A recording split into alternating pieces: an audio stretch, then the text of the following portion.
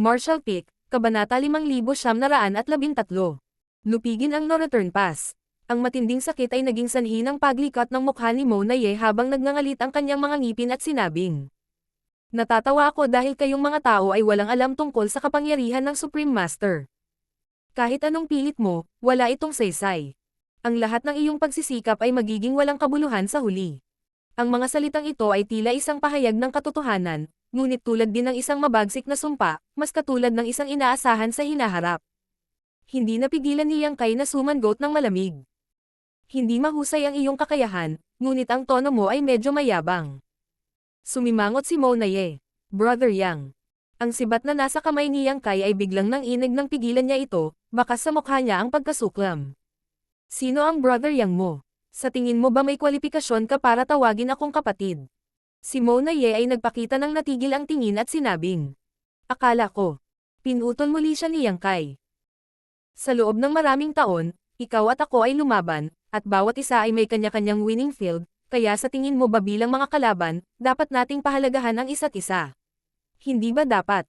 Tanong ni Mo Naye. Lalong lumakas ang disgusto sa mukha ni Yang Kai. "Mukhang ikaw ang walang alam. Ako, si Yang Kai, ay libu-libong taon nang naglilinang at nakatagpo ng maraming malalakas na kalaban. May ilan talaga na karapat-dapat sa aking pagpapahalaga, dahil ang mga kalaban na iyon ang nagundyok sa akin na sumulong at maabot ang puntong ito ng hakbang-hakbang, ngunit hindi kasama iyon, hindi kasama ang alinman sa Black Ink Clan. Para sa lahat ng human race, ang Black Ink Clan ang kanilang mortal na kaaway, kaya maaari ko lang silang patayin." Natahimik sandali si Mo Naye bago biglang napagtanto ang isang bagay.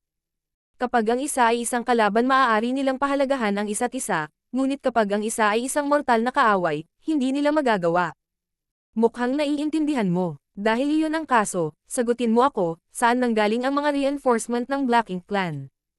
May nangyari ba sa Primodile Heaven Source Grand Restriction?" Isa lang ang pagkakataon mong magsalita. Ang malamig na mga salita ni Yang Kai ay parang malamig na hangin sa taglamig. Ang mga labi ni Mo Naye ay lumulutang sa isang mapanoksong ngiti habang nakatingin siya kay Mi Jinglan at mahinang nagsabi, "Ang Black Ink ay mabubuhay magpakailanman." Isang marahas na puwersa ang biglang sumabog mula sa dibdib ni Mo Naye, na naging sanhi ng lakas ng 3,000 Great Daw na lumundag ng marahas. Ang Royal Lord na ito na nang ibabaw sa pangkalahatang sitwasyon ng Black Ink Clan sa loob ng libu-libong taon ay biglang sumabog sa pira-piraso, dugo at pinutol na mga paa na lumilipad kung saan-saan. Namatay si Mo Naye. Binalaan siya ni Yang Kai na may isang pagkakataon lang siyang magsalita, ngunit hindi niya nilayo na magbunyag ng anumang mahalagang impormasyon, kaya natural na hindi magpapakita ng awa si Yang Kai. At saka, kahit anong klaseng sagot ang ibigay niya, mahihirapan siyang takasan ang kamatayan sa pagkakataong ito. Imposible para kay Yang Kai na bigyan siya ng pagkakataong makatakas. 700 taon na ang nakalilipas, nabigo siyang patayin si Mo Naye sa mundo ng Universe Furnace, kaya palagi siyang nagsisisi. Nang maglaon, nang magsara ang Universe Furnace, akala niya ay may pagkakataon pa siyang patayin si Mo Naye, ngunit sinong mag-aakala na dadalhin siya sa dulo ng mundo ng Universe Furnace, na nagpapahintulot sa kanya na makatakas sa kalamidad na ito. Alam na alam ito ni Mo Naye, at inaasahan din ito ni Yang Kai. Sa lahat ng oras na ito, ang pinakamalaking banta ni Mo Naye sa human race ay hindi ang kanyang Royal Lord cultivation, kundi ang kanyang kakayahan na dominahin ang lahat ng mga pinuno ng Black Ink Clan. Kung hindi niya inutusan ang buong Black Ink Clan, hindi magiging napakahirap ang labanang ito. Masasabing si Mo Naye ang naging dahilan upang magbayad ang hukbo ng human race ng hindi bababa sa 30% mas maraming casualty. Sa sandaling ito, ang Royal Lord na ito ay nakarating na sa wakas ng kanyang buhay. Itinaas ni Mi Jinglan ang kanyang kamay at hinawakan ang isa sa mga naputol na paa. Ito ay walang iba kundi ang mga labi ng bangkay ni Mo Naye. Binuksan niya ang nakakuyom na kamay ng kabilang partido, inilabas niya ang isang Black Ink Nest. "Tumangalaki Yang Kai," tinanong niya. "Ito ba ang dahilan kung bakit mo siya niloko?" Sa tulong ng Void Guard, natuklasan ng human race ang mga galaw ng mga reinforcement ng Black Ink Clan, kaya naman napagpasyahan nilang ilunsad ang mapagpasyang labanang ito. May ilang hula si Mo Naye tungkol dito, ngunit hindi siya lubos na makatiyak, kaya gusto niyang makakuha ng kumpirmasyon bago siya mamatay. Sa lohikal na pagsasalita, dahil malapit nang mamatay si Mo Naye, kahit nasabihin niya sa kanya ang sagot, hindi iyon mahalaga. Pagkatapos ng lahat, ang isang patay na tao ay walang magawa, ngunit nang itanong niya iyon, kumilos si Yang Kai na parang wala siyang alam, at nakita siyang kumilos ng ganito, mabilis na nakipagtulungan si Mi Jinglan. Sa huli, kahit na pinatay si Mona Ye, hindi pa rin niya maisip kung nalaman na ng human race ang tungkol sa mga reinforcement ng Black Ink Clan noon pa man. Tumango si Yang Kai. Kung sakali, bagamat hindi mahalaga ang pag-amin sa bagay na ito, walang nakakaalam kung anong uri ng pagbabago ang ay dudulot nito sa sitwasyon, kaya palaging pinananatili ni Yang Kai ang kanyang mga prinsipyo. Kung gustong malaman ng kanyang mga kaaway, hinding-hindi niya ipaalam sa kanila. Gayunpaman, mula sa katotohanan na si Mona Ye ay nakahawak pa rin sa Black Ink Nest bago siya namatay, ang balita ng Northern Pass ay dapat na nakarating na sa mga reinforcement ng Black Ink Clan. Alam din ng mga reinforcement na nalantad ang kanilang pag-iral at alam pa nila na isang Black Ink Giant Spirit God ang namatay sa labanan. Naging sanhi ito na walang magawa si Yang Kai. Pagkatapos nilang magsanib puwersa si Ada upang patayin ang Black Ink Giant Spirit God, agad siyang pumasok sa Northern Pass at winasak ang lahat ng Black Ink Nests upang maiwasan ang anumang balita na makatakas, ngunit sa hitsura nito, siya ay hindi ito ganap na napigilan. Ang Black Ink Nest ay isang lubhang maginhawang mapagkukunan ng paghahatid ng impormasyon. Ang tanging bagay na maaari niyang ikatuwa sa ngayon ay ang mga reinforcement ng Black Ink Clan ay hindi alam ang tungkol sa pagkakaroon ng Void Guard at Space Arrays, ni hindi nila alam ang tungkol sa sitwasyon sa larangan ng digmaan. Sa ngayon, ang mga reinforcement na ito na lumilipad pa rin sa kawalan ay mayroon lamang dalawang pagpipili ang haharapin. Ang una ay upang mapabilis ang kanilang paglalakbay sa Northern Pass, umaasang hindi matatapos ang labanan bago dumating ang kanilang mga reinforcement. Sa oras na iyon, matutulungan nila ang Black Ink Clan at marahil ay mailigtas pa ang sitwasyon. Ang pangalawang paraan ay natural na magbantay sa lugar at mag-set up ng isang hindi matatakasan na lambat, naghihintay para sa hukbo ng human race na mahulog sa kanilang bitag.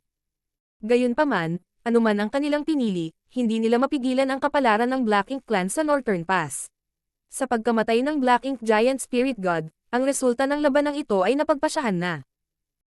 Naikuyom ni Mi Jinglan ang kanyang mga kamao at winasak ang Black Ink Nest, marahang iwinagayway ang kanyang feather fan habang sinasabi niya. Junior brother, pakiusap pagalingin ang iyong mga sugat pansamantala. Natatakot ako na kailangan mong mag-ambag kasama ang ibang Black Ink Giant Spirit God. Para sa iba, hindi mo kailangang mag-alala tungkol dito, sapat na ang iyong nagawa. Nag-isip sandali si Yang Kai bago bahagyang tumango. Mabuti. Matapos patayin ang Black Ink Giant Spirit God at si Mona Ye, nakakonsumo si Yang Kai ng maraming enerhiya, kaya kailangan niya ng ilang oras para makabawi. Bagamat napagdesisyonan na ang laban na ito, kung gusto niyang tapusin ang natitirang Black Ink Giant Spirit God, kailangan muna niyang harapin ito. Ang bagay na iyon ay hindi madaling harapin. Kung ang unang Black Ink Giant Spirit God ay hindi naging masyadong pabaya, hindi sana ito bumagsak ng ganoon kabilis. Pagkaalis ni Mi Jinglan, tumutok si Yang Kai sa pagpapagaling. Hindi siya naglagay ng anumang mga hakbang sa pagtatanggol at naupo lamang na nakakross ang mga paa sa kawalan, hindi natatakot sa sinumang master ng Black Ink Clan na umatake sa kanya. Nang mawala ang aura ng master na ito sa antas ng Royal Lord, si Mona Ye, ang pira-pirasong linya ng pagtatanggol ng Black Ink Clan ay naging mas marupok. Ito ay totoo lalo na para sa mga master ng Black Ink Clan na nakikipaglaban sa mga master ng human race. Ang pagkamatay ng Black Ink Giant Spirit God ay nayanig na sila sa kaibuturan, at ngayong namatay na rin si Mona Ye sa labanan, lahat ng Territory Lords at maging ang Pseudo-Royal Lords ay napuno ng matinding takot at gulat. Bago nagsimula ang mahusay na labanang ito, ang lahat ay nasa ilalim ng kontrol, ngunit pagkatapos ng digmaan, ang lahat ay umuunlad sa direksyon na hindi gusto ng Black Ink Clan, na itinutulak silang hakbang-hakbang sa kailaliman. Ang pagbagsak ng Black Ink Giant Spirit God at Mona Ye ay nagdulot ng serye ng mga hindi inaasahang chain reaction. Sa mga larangan ng digmaan, nagsimulang mawala ang mga aura ng mga master ng Black Ink Clan. Sa pagbagsak ng malaking bilang ng mga master ng Black Ink Clan, mas marami pang human race master ang nagkusa upang suportahan ang ilan sa mas nababalisa na mga larangan ng digmaan, na mabilis na nabuo ang isang sitwasyon kung saan sila ay mas marami. Mabilis na naipon ang iba't ibang pakinabang ng human race sa larangan ng digmaan. Nang makita ang hindi kanais-nais na sitwasyon, maraming mga master ng Black Ink Clan ang hindi napigil ang mag-isip na tumakas, ngunit sa kasalukuyang sitwasyong ito, paano sila makakatakas? Makalipas ang kalahating araw, nang kumalat ang aura ng bagong Royal Lord na si Dia Luo sa buong larangan ng digmaan, ang Black Ink Clan ay ganap na bumagsak, isang pakiramdam ng kawalan ng pag-asa ang bumabalot sa bawat miyembro ng Black Ink Clan. Sa desperado na sitwasyong ito, Marami sa mga master ng Black Ink Clan ang napilitang lumaban hanggang kamatayan, ngunit sa sandaling ito, kahit na mayroon silang ganitong uri ng determinasyon, mahirap na itong baligtarin ang sitwasyon. Sa isang lugar sa larangan ng digmaan, si Mo Yu ay nakikipaglaban kay Luo Tinghe, Wei Junyang, at Xiang Shan ng mag-isa. Kahit na ang kanyang cultivation ay mas matanda kaysa sa tatlong 9th grade masters ng human race, kaya niyang labanan ang isa laban sa tatlo, ngunit mahina pa rin siya. Sa orihinal, ang tanging kalaban niya ay si Luo Tinghe, ngunit habang umuusad ang labanan, unti-unting natalo ni na Wei Junyang at Xiang Shan ang kanilang mga kalaban at dumating upang suportahan siya. Hindi lamang iyon, malinaw na naramdaman ni Mo Yu na ang iba pang mga 9th grade human race master ay binibigyang pansin ang labanang ito. Sa sitwasyong ito, kahit na may kakayahan si Mo Yu na talunin ang tatlong 9th grade master, ang naghihintay sa kanya ay malamang na mas maraming 9th grade master. Bukod dito, wala siyang kakayahan na gawin iyon. Alam na tiyak na mamamatay si Mo Yu, sa halip ay binitawan ni Mo Yu ang kanyang bantay at lumabas ng todo, walang pakialam sa kanyang mga sugat habang patuloy niyang binobomba si Xiang Shan, na naging dahilan upang makaramdam ng labis na hindi komportable si Xiang Shan. Sa kabutihang palad, hindi pangkaraniwan sina Luo Tinghe at Wei Junyang, kaya sa pagtutulungan nilang tatlo, hindi nila binigyan ng pagkakataon si Mo Yu na mamatay ng magkasama. Ang matinding labanan na ito ay tumagal ng kalahating araw, ngunit sa huli, nang matamaan ni Xiang Shan ang kanyang kalaban, pinugutan niya ng ulo si Mo Yu gamit ang isang hiwal ng kanyang talam, na nagpadala ng walang katapusang daloy ng blade light na pumutol sa kanyang katawan. Mga piraso. Sa puntong ito, ang tanging tatlong Royal Lord ay bumagsak na lahat.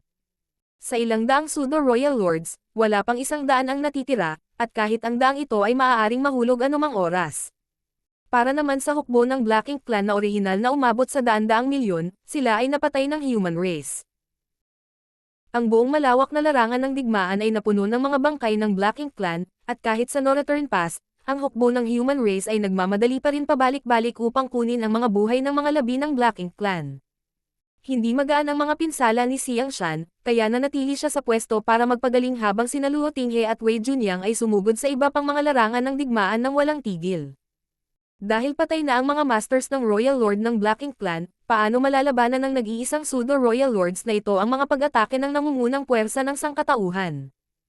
Isa-isa, ang mga aura ng pseudo-royal lords ay nagsimulang maglaho.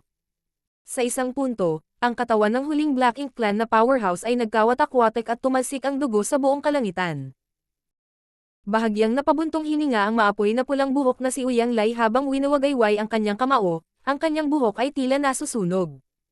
Tahimik ang malawak na larangan ng digmaan, at matagal nang tumigil ang magulong labanan. Nagpalingalinga ang mga kawal, nagtinginan sa isa't isa bago tumawa. Sa sumunod na sandali, umalangaw-ngaw ang dumadagandong na tagay at halos mapunit ang mga soundwave sa kawalan.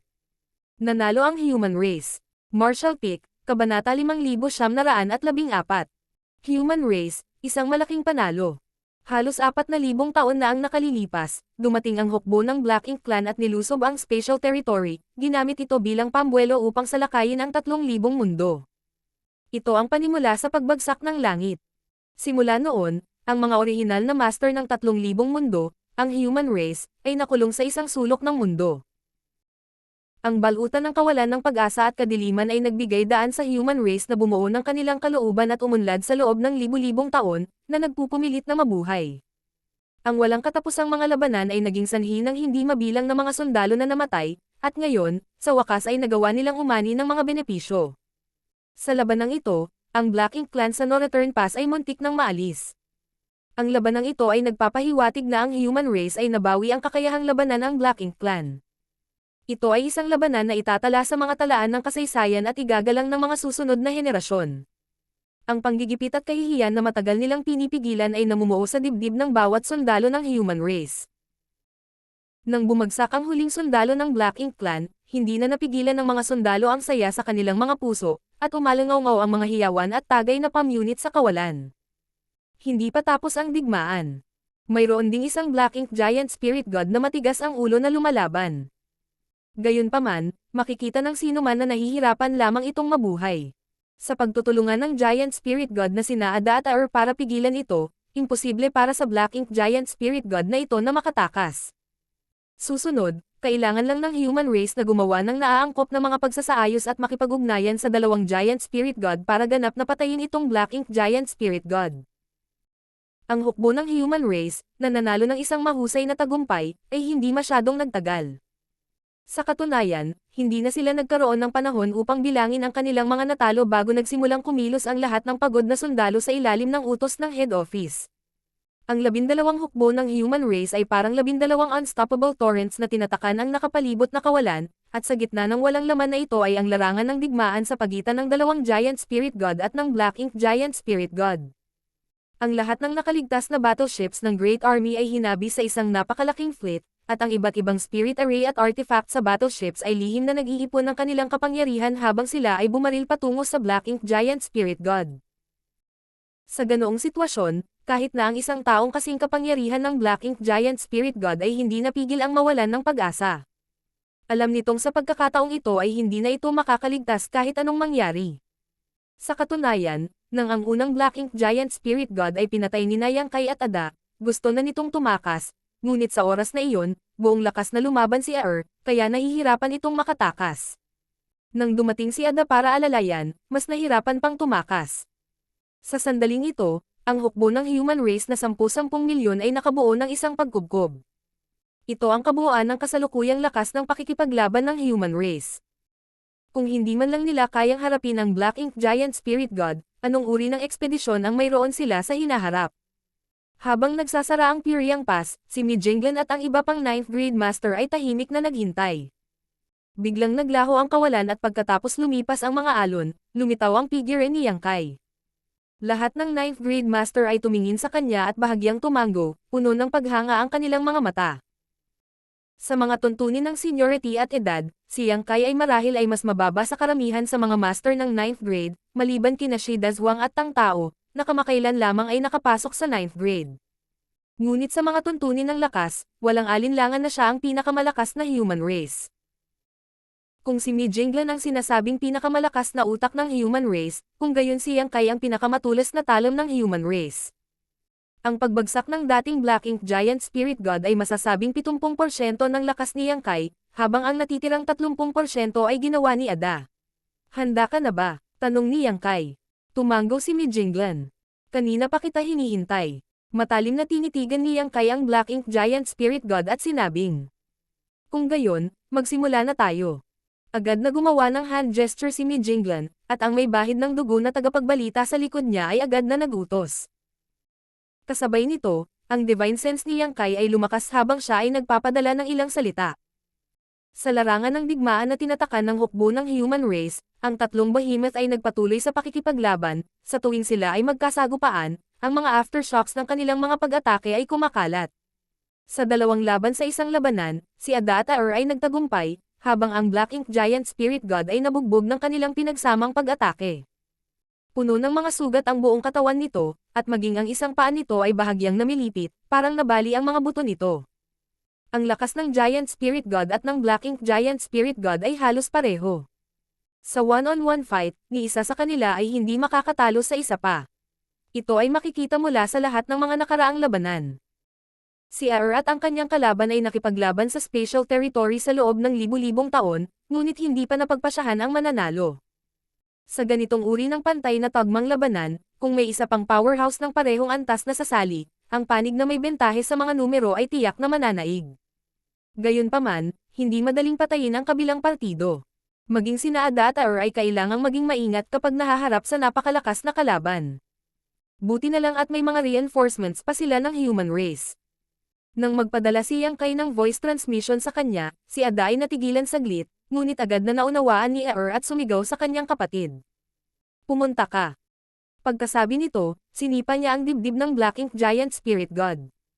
Ang sipa na ito ay nagpadala sa Black Ink Giant Spirit God na bumagsak sa hangin habang hiniram ni Aer ang momentum para umatras.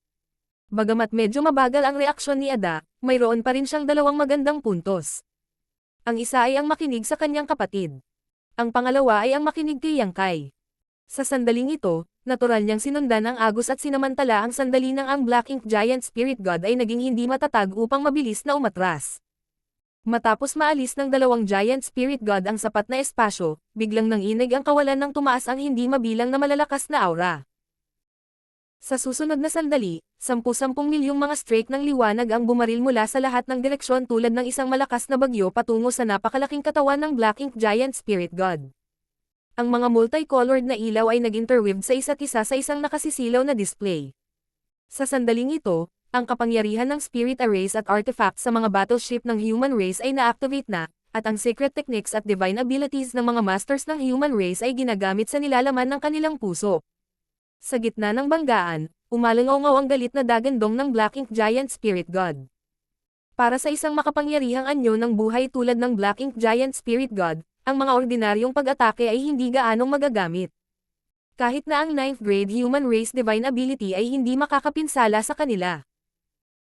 Gayunpaman, kapag ang bilang ng mga pag-atake na ito ay umabot sa isang tiyak na punto, sila ay sesabog sa isang iglap at ang kapangyarihan na kanilang natipon ay imposibleng baliwalain. Kung napakaraming langgam, maaari pa rin nilang patayin ang isang elepante, hindi banggitin ang mga elite na sundalo ng human race na nakaligtas sa maraming labanan. Ang liwanag ay hindi nawala ng mahabang panahon, at bago matapos ang unang alon ng pag-atake, dumating na ang pangalawang alon. Ang dagandong ng Black Ink Giant Spirit God ay biglang huminto, at kasabay nito, napansin ng lahat na sa gitna ng naghahalong liwanag, isang malakas na aura ang biglang nawala. Sa Puriang Pass, ang 9th grade human race masters ay nagsusuot ng mga natulala na ekspresyon, maging si Yang Kai ay nagulat. Pagkatapos ng ilang sandali ng pagkabigla, itinaas ni Jinglan ang kanyang kamay. Mula sa direksyong ito, mabilis na hamupa ang mga pag-atake ng hukbo ng human race, na parabang ito ay isang senyales. Mula sa lahat ng direksyon, unti-unting tumigil ang mga pag-atake. Kahit na huminto ang mga pag-atake, nagpatuloy ang nakakasilaw na liwanag sa loob ng ilang dosenang paghinga bago unti-unting nawala. Ang mga pares ng mga mata ay nakatingin sa kawalan sa kanilang harapan, ngunit hindi na nila makita ang anyo ng Black Ink Giant Spirit God. Mayroon lamang isang makapal na masa ng Black Ink Cloud at ilang mga sirang bangkay. Hindi napigilan ni Yang Kai na itaas ang kanyang kilay. Ang pangalawang Black Ink Giant Spirit God na ito ay namatay ng ganoon. Namatay siya sa ilalim ng pinagsamang pag-atake ng hukbo ng human race. Pagkatapos ng ilang sandali ng katahimikan, sinabi ni Jinglan, "Mukhang na-overestimated namin ito." Noong una, binalak ni Yang Kai na pahinin muna ang kapangyarihan ng Black Ink Giant Spirit God bago ito dahan-daang gilangin hanggang mamatay. Sa anumang kaso, ang 12 hukbo ng human race ay natakpan na ang nakapalibot na kawalan, at sa suporta ng dalawang Giant Spirit God, ang 9th grade human race masters ay nasa posisyon na, kaya ang Black Ink Giant Spirit God ay hindi makatakas. Kamatayan lang ang naghihintay dito. Sinong mag-aakala na bago pa man magkabisa ang mga kaayusan na ito, ang pangalawang Black Ink Giant Spirit God ay madudurog na sa pira-piraso, na tila siya ay gumagawa ng malaking bagay sa wala. Sa gilid, ang maputlang si Siyang Shan ay nagsabi, "Walang masama sa pagiging maingat." Hindi dahil sa labis na tinansya ng human race ang Black Ink Giant Spirit God, ngunit ang human race ay hindi kailanman nagkaroon ng ganoong magandang pagkakataon para harapin ito. Kailangang malaman na ito ay isang all-out attack mula sa human race, at ang katotohanan na ang Black Ink Giant Spirit God ay nakaligtas sa unang round ay nagpakita kung gaano ito kalakas. Ang larangan ng digmaan ay muling nahulog sa kakaibang katahimikan. Ang biglaang pagbabagong ito ay naging dahilan upang ang bawat sundalo ng human race ay hindi makapaniwala. Hanggang sa umalangaw ang boses ni Jinglan sa buong larangan ng digmaan. Ang human race ay nanalo. Pagkatapos ng ilang paghinga ng katahimikan, isang mas mabangis na alon ng mga tagay ang kumawala. Bago ito, ganap na nilang napuksa ang Black Ink Clan sa No-Return Pass at karaniwang nanalo sa labanan, ngunit mayroon pa ring Black Ink Giant Spirit God na kailangang harapin, kaya hindi ito maituturing na katapusan ng labanan. Sa sandaling ito, ang pangalawang Black Ink Giant Spirit God ay nawasak din, at ang tagumpay ng hukbo ng human race ay dumating na sa wakas. Mula sa sandaling ito, tunay na binawi ng human race ang No-Return Pass at nabawi ang kontrol sa 3,000 mundo, hindi na kailangang mag-alala tungkol sa paglusob ng Black Ink Clan. Napuno ng kagalakan ang puso ng bawat sundalo, at marami sa mga nakaligtas na sundalo ang umiyak ng husto, hindi dahil makakaligtas sila, ngunit dahil hindi makita ng nahulog na kasamahan ang tagumpay ng human race sa kanila. Inilabas ng mga sundalo ang kanilang mga damdamin. Biglang ibinaling ni Yang Kai ang kanyang ulo patungo sa isang tiyak na direksyon, ang kanyang mga mata ay puno ng kagalakan. Sa direksyon na iyon, sa gitna ng nagsasayang hukbo, ang aura ng isang tao ay marahas na umaalingaw-ngaw, habang ang kanyang aura ay nagbabago, ang kanyang aura ay mabilis na tumaas. Halatang napagtanto ng lalaki kung ano ang mangyayari at tumangala sa Piryang Pass. Sa tabi niya, napansin din ito ng maraming sundalo at marami sa kanila ang nagpakita ng inggit na mga tingin. Tumawa ng malakas si Uyang Lai. Si Xing Huyo ng Mysterious Nether Army ko, bibigyan ko siya ng ilang pointer. Pagkasabi nito ay hindi niya pinansin ang pagod na katawan at ang mga sugat sa buong katawan at sumugod na may malaking ngiti. Walang pag-aalinlangan, ang lalaking ito na nagngangalang Xing Huyo ay nagpapakita ng mga palatandaan ng paglusot mula sa 8th grade. Sa madaling salita, malapit na siyang makapasok sa 9th grade. Ito ay magandang balita. Mahigit 30 taon na ang nakararaan, pagkatapos na makapasok sina Shida Zhuang at Tang Tao sa 9th grade, wala pang bagong 9th grade masters mula sa human race. Gayunpaman, alam ng bawat human race upper echelon na ang pagsulong ni Shida Zhuang at Tang Tao ay simula pa lamang. Pagkatapos nila, mas maraming 9th grade master ang isisilang, at ito ay magiging tuloy-tuloy na proseso. Ito ay dahil pagkatapos na may hayag ang kakayahan sa backfeeding ng subtree, maraming magagandang panla ang patuloy na naipanganak. Martial Peak, Kabanata 5915. Pagpalain ng Diyos ang human race. Bilang unang nakalusot sa 9th grade, ang tagumpay ni Shida Zhuang ay masasabing isang senyales na sa wakas ay nalampasan na ng human race ang kanilang mahirap na sitwasyon, at mas maraming 9th grade master ang isisilang sa hinaharap. Gayunpaman, pagkatapos na makapasok sina Shida Zhuang at Tang Tao sa 9th grade, ang human race ay wala ng bagong 9th grade master. Sa sandaling ito, pagkatapos ng pagbagsak ng ikalawang Black Ink Giant Spirit God at ang tagumpay ng human race, sa wakas ay nagpakita si Xing Huyo ng mga palatandaan ng paglusob. Ang matagal na pagtitiis na pagsupil ay maaaring ilabas sa wakas, ang kaguluhan ng estado ng pag-iisip ng isang tao ay maaaring makaapekto sa sigla ng isang tao, at may sapat na akumulasyon, ang paglusot sa hadlang na ito ay isang bagay na syempre. Tumingin si Mi Jinglan sa direksyong iyon at mahinang sinabi. Nag-iisip na sinabi ni Yang Kai. Kung ganoon ang kaso, maaaring higit sa isang tao ang maaaring makalusot sa oras na ito. Sa mga tuntunin ng oras lamang, marami sa mga may mga kwalifikasyon na sumulong sa 9th grade ay umabot na sa kanilang mga limitasyon, ngunit hindi ganoon kadali ang paglusot. Kadalasan, ang isang tao ay kailangang tumingin sa mga pagkakataon, marahil isang epiphany, marahil isang biglaang kaganapan, o marahil isang mahabang paglalakbay. Sa lahat ng pagkakataong ito, kahit alin man ito, magdudulot ito ng pagbabago sa estado ng pag-iisip ng isang tao at makakaapekto sa kanilang tagumpay. Dahil sa dakilang tagumpay na ito ng human race, nakatagpo si Xing Huyo ng pagkakataong makalusot. Kung magagawa niya ito, hindi imposible para sa iba pang magagandang panla na nakaipon ng sapat na mapagkukunan upang magawa ito. Iyon ang dahilan kung bakit gumawa si Yang Kai ng ganoong kaltas. Para bang i-verify ang kanyang hula, sa sandaling magsalita siya, isang katulad na pagbabago-bago ng aura ang nagmula sa ibang direksyon. Ang pangalawang 8th grade human race cultivator na nakaintindi ng isang pambihirang pagkakataon ay lumitaw. Lumingon si Luo Tinghe sa direksyong iyon at masayang sinabi. Chiwo Army ito, pupunta ako. Ang 8th grade at 9th grade ay isang threshold, at pagkatapos na malagpasan ito, magkakaroon ng mga kwalifikasyon ang isa na tumayo sa tuktok ng martial daw at tingnan ang lahat ng nabubuhay na bagay, ngunit ang pagtawid sa threshold na ito ay hindi madali. Sa oras na ito, ang patnubay ng isang nakatatanda ay napakahalaga, kaya nang magbago ang aura ni Xing Huyo, si Uyang Lai ay sumugod. Bilang Army Commander ng Mysterious Nether Army, ito ang kanyang tungkulin. Gayunpaman, dahil walang master ng 9th grade ang Chiwo Army, nagkusa si Luo Tinghe na makialam.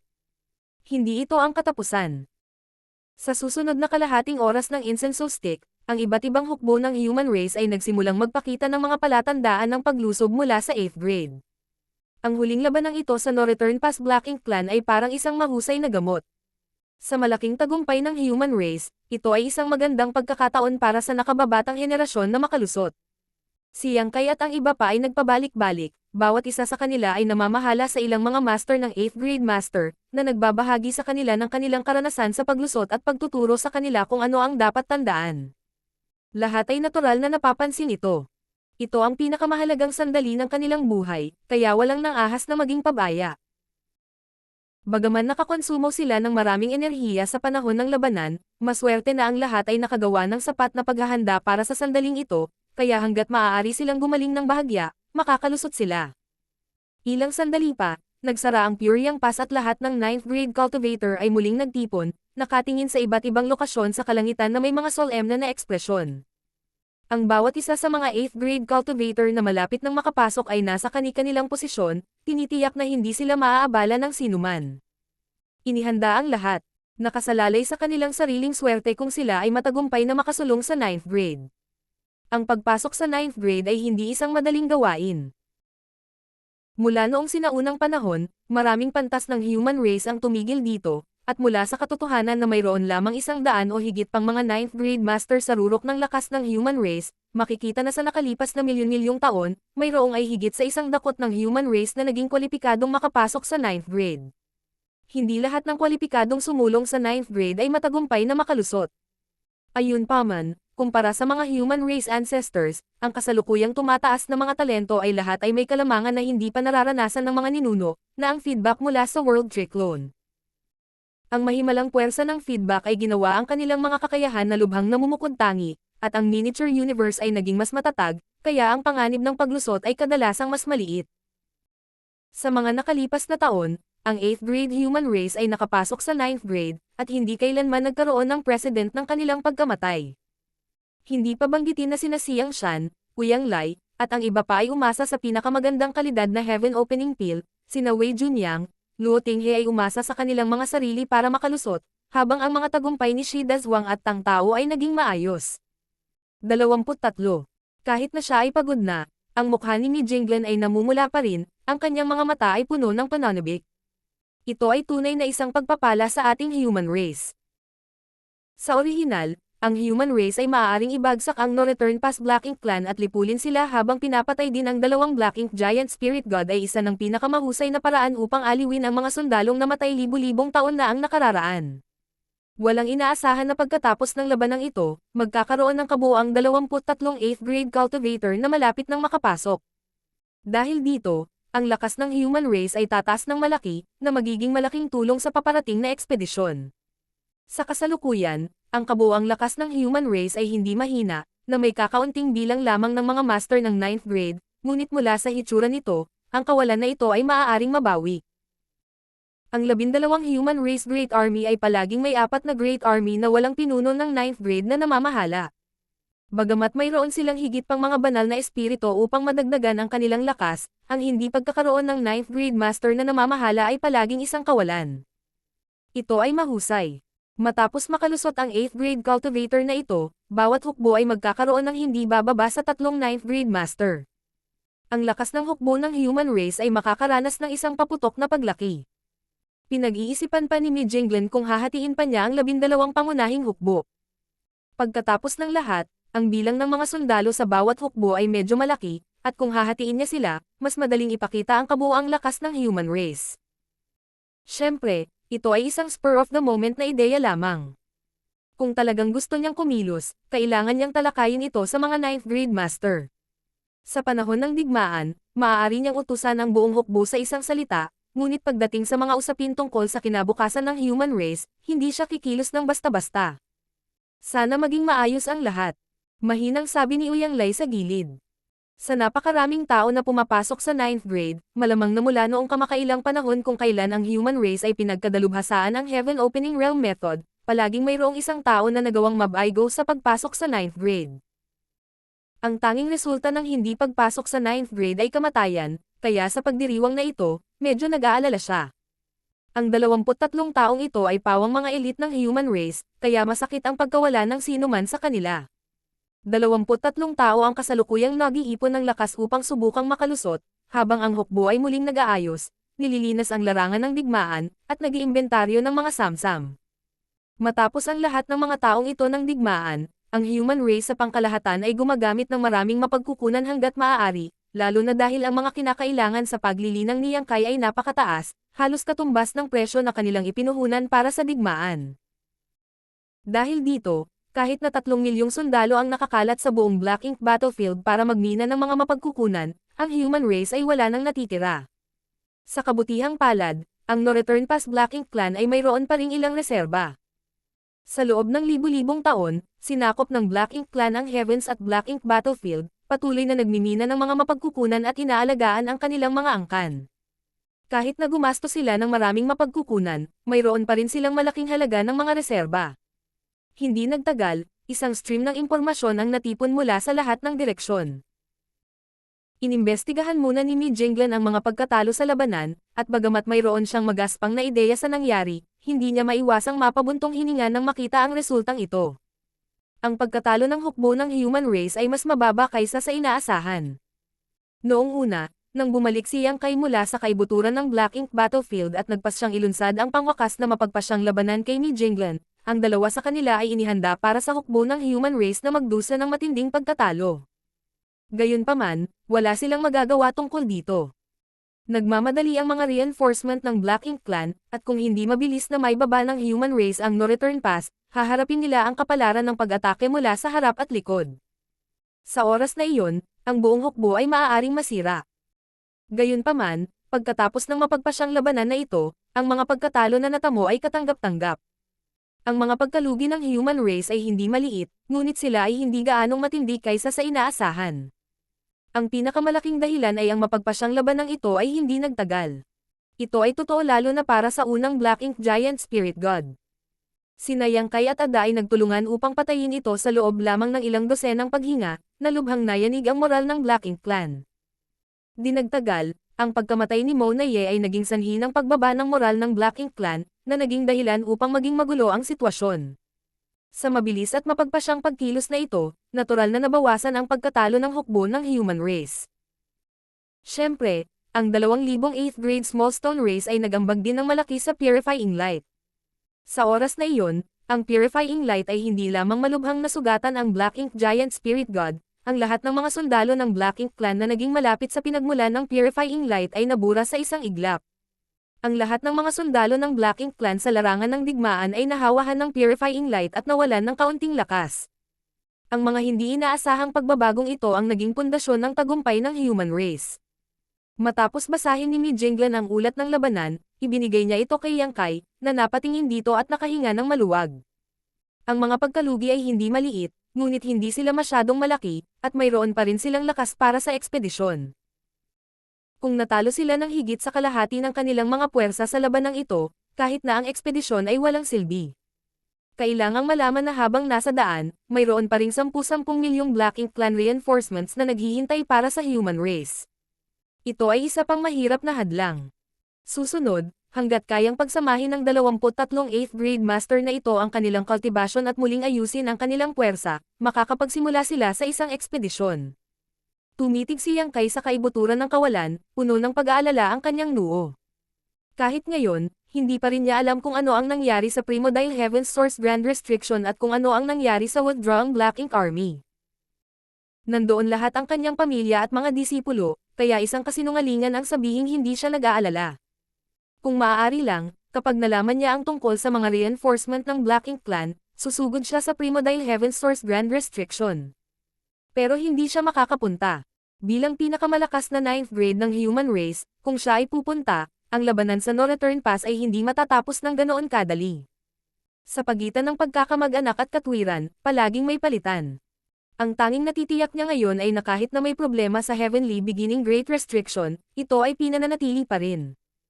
Kung hindi, imposibleng walang Royal Lord sa mga reinforcement ng Black Ink Clan. Ito ang tanging kaiwan na mayroon si Yang Kai.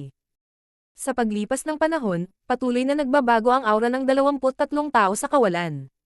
Bawat isa sa kanila ay may malabong anino ng sarili nilang miniature universe sa likuran nila. Habang nagbabago ang kanilang mga aura at patuloy na tumataas ang kanilang mga aura, ang bottleneck ay unti-unting nasira at ang teritoryo ng miniature universe, na lumawak na sa limitasyon nito, ay nagsimulang muling lumawak. Marshall Peak, Kabanata 5,916. Iligtas mo ako, thou Master. Habang kinakabahang naghihintay, nagsimulang kumalat ang kakaibang aura ng 9th grade master, at habang lumalawak ang miniature universe, alam ng lahat na ang unang taong matagumpay na nakalusot sa 9th grade ay lumitaw. Hindi si Xing Wuyo, ngunit isa pang sumisikat na bituin mula sa Fenyu Army. Ang bawat isa na nagbigay ng malapit na pansin sa bagay na ito ay hindi maiwasang magpakita ng isang masayang ekspresyon. Ang pagsilang ng unang 9th grade ay tila nagdulot ng isang serye ng mga reaksyon, at sa susunod na kalahating araw, ang pangalawa at pangatlong 9th grade ay matagumpay na nakalusot ng sunod-sunod. Sa ikalawang araw, mayroong 11. Ang ikatlong araw, 14. Sa ika-4 na araw, 17. Ang rate ng tagumpay ng mga batang henyo na ito, na nakakuha ng mga benepisyo ng World Tree Clone at nagtataglay ng matinding kakayahan, ay nakagugulat na mataas, kaya hanggang ngayon, walang nakaranas ng anumang aksidente. Gayunpaman, mayroon pa ring 6 na tao na nagpupumilit pa ring makalusot, na naging sanhi ng pagkabalisa ni Yang Kai at ng iba pa. Ang pagpasok sa susunod na kaharian ay nangangailangan ng isa na kumilos tulad ng isang tigre ng sabay-sabay, habang mas matagal ang pagkaantala, mas malala ang sitwasyon. Ngayong lumipas na ang 4 na araw at ang mga matagumpay na makalusot ay nakalusot na, ang natitirang 6 ay malamang na makaranas ng ilang uri ng pag-urong, na magdudulot sa lahat ng pakiramdam ng kawalan ng kakayahan. Pagdating sa paglusob, walang makakatulong. Ang lahat ay nakasalalay sa pagsusumikap at akumulasyon ng mga taong ito. Kung hindi masama ang kanilang swerte, natural na magtagumpay sila, tulad ng 17 tao noong una, ngunit ang swerte ay isang bagay na walang sino man ang makapagsasabi ng tiyak. Biglang lumingon ang mga mata ni Yang Kai sa isang tiyak na bakanteng rehiyon kung saan kasalukuyang nagpapaikot ang isang tao sa kanyang internal chi. Sa likod niya, ang multo ng miniature universe ay patuloy na lumalawak at kumukunot, na parang humihinga. Kung ang lahat ay naging maayos, kapag ang multo ng miniature universe ay lumawak sa limitasyon nito, masisira nito ang kalmado at lalawak sa isang bagong mundo. Gayunpaman, sa atensyon ni Yang Kai, malinaw niyang naramdaman na medyo kulang ang lakas ng cultivator na ito. Alam na sa background ng taong ito, magiging mahirap na magtagumpay, hindi mapigilan ni Yang Kai na mapabuntong hininga. Ito ay isang bagay na hindi maaaring makatulong. Mula noong sinaunang panahon, ang landas ng isang 8th grade na lumalabag sa 9th grade ay napuno ng mga tinak. Kung may nagtagumpay, natural na may mabibigo. Sa isang tiyak na sandali, nang muling lumawak ang multo ng miniature universe, malinaw na maririnig ang tunog ng pagkabasag. Naging sanhi ito ng pagbabago sa mga ekspresyon ng lahat ng mga 9th grade master na nagbibigay pansin sa lalaking ito, at ang cultivator na nagtatangkang lumusot ay natarante rin. Pagbukas ng kanyang mga mata, nagsuot siya ng mapait na ekspresyon. Ang mga nakakabasag na tunog ay naging mas marahas, at maging ang multo ng miniature universe ay naging mahirap mapanatili. Ang miniature universe ay tila malapit ng gumuho, kaya lumingon ang lalaki upang tumingin sa direksyon ni Yang Kai. Pagkaraan ng ilang sandali ng gulat, kumalma ang kanyang ekspresyon at ngumiti, naghahanda na harapin ang kanyang huling kapalaran. Sa sumunod na sandali, biglang lumabo ang kanyang paningin nang biglang sumulpot si Yang Kai, na kanina pa nakatingin sa malayo, sa kanyang harapan at hinaplos ang kanyang buhok. Ang malaking ilog ay humahaplos, ang mga alon ay umaalon, ang mahabang ilog ng kalawakan at oras ay umiikot, ang kapangyarihan ng kalawakan at oras ay sumupil sa sansinukob. Ang lahat ay tila nagyelo, kasama na ang pagbagsak ng miniature universe. Nagtataka ang lalaki na tumingin kay Yang Kai. "Thou Master." Tumingin sa kanya si Yang Kai at ngumiti. "Nagmamadali ka bang mamatay?" Ang lalaki ay medyo nahihiya at ibinaba ang kanyang ulo, hindi naglakas loob na tumingin sa mga mata ni Yang Kai. "Sinubukan ko ang aking makakaya, nabigo akong matupad ang inaasahan ng Thou Master." Natahimik sandali si Yang Kai bago sinabing, "Tingnan mo ako, Wang Chang." Biglang nagtaas ng ulo ang lalaki sa pagtataka. "Naaalala ba ako ni Thou Master?" Bagamat nanggaling siya sa Void World, mula nang siya ay inilabas dito at nakita si Yang Kai, hindi pa siya gaanong nakipag-ugnayan sa kanya. Hindi siya bihasa sa Tao of Time, at hindi rin siya bihasa sa Tao of Space. Ang nilinang niya ay ang Tao of Spear, kaya hindi siya kwalipikadong mapili para sumali sa Void Guard. Sa paglipas ng mga taon, hindi siya nakatanggap ng anumang atensyon o pangangalaga mula kay Yang Kai. Noong una, naisip niya na, tulad ng Tao Master na nagmamalasakit sa mundo at sa kapalaran ng kanyang mga tao, ang tanging bagay na inaalala niya ay ang kaligtasan ng human race. Kahit na siya ay ipinanganak sa Void World, siya ay nakatali pa rin ng isang layer ng prestihiyo, kaya ang Tao Master ay hindi kailanman nagbigay ng espesyal na pangangalaga sa mga disipulo na nagmula sa Void World. Sa hindi inaasahang pagkakataon, tinawag ng Tao Master ang kanyang pangalan ngayon. "Naaalala ko ang bawat isa sa inyo." Mahinang sabi ni Yang Kai. "Ang kaligtasan ng 3,000 mundo ay walang kinalaman sa iyo. Ako ang naglabas sa iyo mula sa Void World at itinapon ka sa malupit at madugong larangan ng digmaan upang mag-ambag sa patuloy na pag-iraw ng human race. Kung gusto mong sabihin tungkol sa kahihiyan, ako dapat ang nahihiya. Mabilis na sinabi ni Wang Chang. Karangalan naming maglingkod sa Dao Master. Alam ko, bahagyang tumango si Yang Kai. Lahat kayo ay nakagawa ng mabuti at hindi ako binaygo. Lumamlam ang ekspresyon ni Wang Chang. Hindi makalusot si Disciple sa 9th grade, malapit nang gumuho ang miniature universe. Paano ang 9th grade, paano ang 8th grade? Noong ikaw ay isang 8th grade, hindi mo pa ba pinatay ang iyong mga kaaway?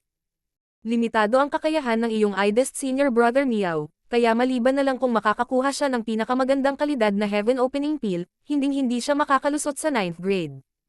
Hindi sa hindi ka nagsumikap ng husto para makapasok sa 9th grade, sadyang hindi ka pinapaboran ng tadhana. Pag-aliw ni Yang Kai. Pagbabago ng paksa, sumigaw si Yang Kai. May tanong lang ako sa iyo. Kahit natapusin mo ang iyong landas tungo sa 9th grade, magagawa mo pa rin bang itaguyod ang iyong orihinal na mga mithiin at ayalay ang iyong sarili sa human race upang alisin sa mundo ang kasamaan?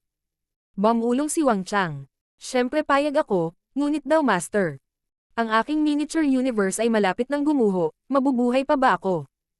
Ang miniature universe ay ang pundasyon ng heaven opening realm. Kung gumuho ang miniature universe, tiyak na mamamatay ang cultivator na iyon. Ngumisi si Yang Kai. Patay ka na ba? Hindi pa. Umiling si Wang Chang, pakiramdam na ang sagot na ito ay medyo nakakatawa. Kung handa kang mabuhay, natural kang mabubuhay, ngunit kung ayaw mo, walang makapagliligtas sa iyo. Nang marinig ito, tila may naintindihan si Wang Chang, kumikislap muli ang kanyang malungkot na mga mata habang sumisigaw. Pakiusap iligtas mo ako, Dao Master. Bahagyang tumango si Yang Kai at tumingin sa miniature universe sa likuran niya. Matapos mag-isip ng ilang sandali, itinuro niya ang kanyang daliri at ang space-time river na nagtatak sa nakapaligid na lugar ay nagsimulang mabilis na umakyat. Sa malayong kawalan, pinagmamasdan ni Mi Jinglan at ng iba pa ang kaguluhan, bawat isa sa kanila ay nalulungkot. Pagkaraan ng 23 cultivator na maging kwalipikadong sumulong sa 9th grade, isa ang nabigo pagkatapos magtagumpay ang 17 tao. Sa kritikal na sandali na ito, ang kabiguan ay katumbas ng kamatayan. Gayunpaman, habang ang lahat ay tahimik na naghihintay sa paghuhukom ng kapalaran, bigla nilang nakita ang isang space-time river na lumitaw sa kanilang harapan, na sinamahan ng mga pagbabago-bago ng space great daw. Ngayon lang napagtanto ng lahat na nasagasaan si Yang Kai. Walang nakakaalam kung bakit nasagasaan si Yang Kai sa oras na ito, ngunit bago pa man sila makakita ng mabuti, biglang nawala ang space-time river at bumalik si Yang Kai sa kanyang orihinal na posisyon. Parang hindi siya umalis. Ang mukha lang niya ay bahagyang namutla kumpara kanina. Junior brother, ikaw. Natigilan si Mi Jinglan. Ha? Ano ang nangyayari? Biglang sumigaw si Uyang Lai sa gilid, na labis na natakot kay Mi Jinglan kaya napalunok siya sa kanyang mga salita. Kasunod ng kanyang titig, ang mga 9th grade master ay nagsiwalat ng lahat ng mga hitsura ng pagkagulat, at nakita lamang na ang pagbagsak ng miniature universe sa gilid ni Wang Chang ay kakaibang nawala, kasama ang imahe ng miniature universe na lumitaw sa kanyang likuran. Kaugnay nito, wala nang anumang paggalaw ng paglusot mula sa 8th grade hanggang 9th grade mula sa panig ni Wang Chang, ngunit ang kanyang aura ay naging medyo mahina at ang kanyang sigla ay lubhang nasira. Maraming iniisip ang pumasok sa isip ni Mi Jinglan habang nakatitig siya kay Yang Kai nang may pagtataka. Ano ang ginawa ni Junior Brother? Ano man ang ginawa ni Yang Kai, sa hitsura nito, ang patay na si Wang Chang ay nailigtas, ngunit ang kanyang tagumpay ay nabigo.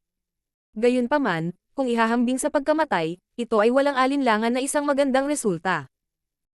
Sa pinakakaunti, nagawang pangalagaan ni Wang Chang ang kanyang buhay at manatiling kapaki-pakinabang. Sumagot si Yang Kai. Pinilayan ko ang kanyang ilang daang taon ng paglilinang. Pwede pa ba yon? Hindi maiwasang lumaki ang mga mata ni Uyang Lai. Hindi pa niya nakita o narinig ang ganoong kakaibang pangyayari. Naramdaman lang niya na palaging may mga kakaibang bagay na nangyayari sa paligid ni Yang Kai. Sumimangot si Xiang Shan at sinabing, kahit na pinilayan mo ang kanyang ilang daang taon na paglilinang, paano mo may iligtas ang kanyang buhay kapag malapit nang gumuho ang miniature universe? Sa stagnant space-time, maraming pwedeng gawin, kaya gusto ko lang subukan. Kahit papaano ay may gamit ito. Casual na paliwanag ni Yang Kai. Biglang naintindihan ng lahat. Ngayon lang nila nakita si Yang Kai na sumugod sa tabi ni Wang Chang at pagkatapos ay agad na bumalik, ngunit sa totoo lang, Si Yang Kai ay gumugol ng higit sa isang saglit sa nagyelo na espasyong iyon. Malamang na gumawa siya ng maraming paghahanda at gumamit ng maraming paraan upang sugpuin ang pagsulong ni Wang Chang at iligtas ang kanyang buhay. Ang ganitong uri ng pagkilos ay talagang kamangha-mangha. Gayunpaman, ang pagnanais na i-freeze ang oras at espasyo ay hindi isang madaling gawain. Maging ito ay ang space great daw o ang time great daw, sila ay parehong lubhang malabo at malalim. Sa mundong ito, marahil si Yang Kai lang ang maaaring gumamit ng ganoong paraan. Anong uri ng mga epekto ang mayroon? Nasa sabik na tanong ni Mi Jinglan. Noong una, nag-aalala siya na ang ilan sa mga cultivator na ito na nakalusot ay mamamatay, ngunit ngayong may mga pamamaraan na si Yang Kai, mailigtas niya ang kanilang mga buhay. Ang mga sundalong ito na nag-alay ng libu-libong taon ng kanilang buhay sa human race, kahit na namatay sila, dapat silang mamatay sa larangan ng digmaan at manalo ng kanilang sariling kaluwalhatian, hindi mamatay sa daan patungo sa paglusob. Ang tanging bagay na kailangan niyang alalahanin ngayon ay kung magkakaroon ng anumang mga epekto mula sa pamamaraang ito. Imposibleng makalusot siya sa bottleneck sa kanyang buhay at makalusot sa 9th grade. Kung siya ay mapalad, maaari siyang bumalik sa tuktok ng 8th grade, ngunit kung siya ay malas, maaari lamang niyang mapanatili ang kanyang kasalukuyang estado. Paliwanag ni Yang Kai. Pagkatapos ng lahat, napilayan niya ang ilang daang taon ng paglilinang ni Wang Chang at direktang naging sanhi ng pagbagsak ng kanyang paglilinang mula sa tuktok ng 9th grade. Ang ganitong uri ng pagkasira na ginawa ng tao ay nasira na ang pundasyon ni Wang Chang. Ito rin ang dahilan kung bakit napakaraming oras na kinausap ni Yang Kai si Wang Chang kanina. Para sa isang mapagmataas na anak ng langit na nagkaroon ng pagkakataong tumayo sa tuktok ng martial daw, ang pakikibaka sa pintuan ng kamatayan ay wala. Ang pinakamalaking sakit at pagpapahirap ay ang pagkaputol ng landas ng martial daw ng isang tao. Kung hindi kayang bitawan ni Wang Chang ang kanyang kasalukuyang sitwasyon, isang araw ay lalakad siya patungo sa pagkawasak. Sa pamamagitan lamang ng pagpapaubaya sa kanyang pagkahumaling ay magiging makabuluhan ang pagliligtas ni Yang Kai.